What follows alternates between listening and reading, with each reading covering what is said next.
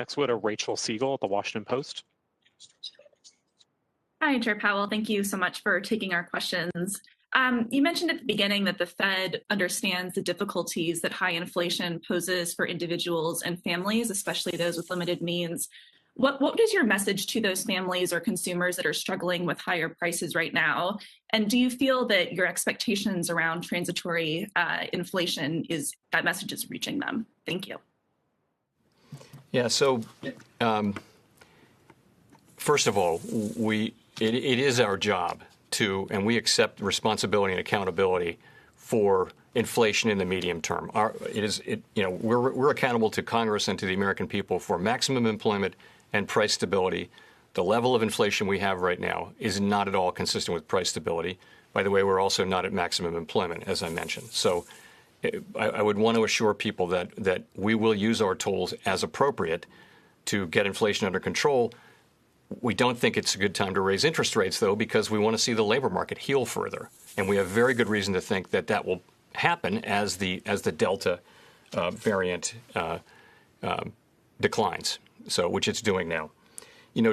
As I mentioned, so transitory is a word that people have had different understandings of. For some, it carries a sense of short-lived.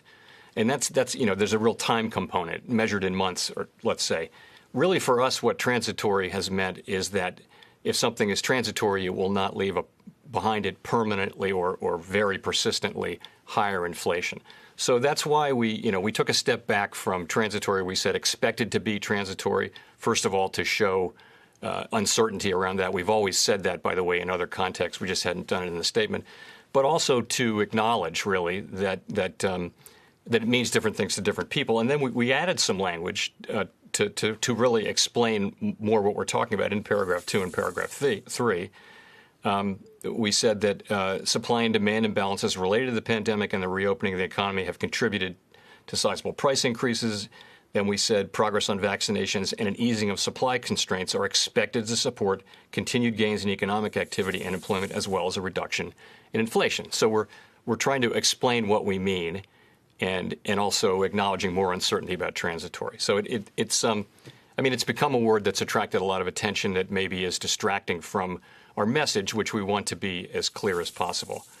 Ultimately, the only other thing I would say is, look, we understand completely that it's particularly people who are living paycheck to paycheck or seeing higher grocery costs, higher gasoline costs. When the winter comes, higher heating costs for their homes. We understand completely what they're going through, and we will use our tools over time to make sure that doesn't become a permanent feature of life. Really, that's one of our principal jobs, along with achieving maximum employment, and that's our commitment.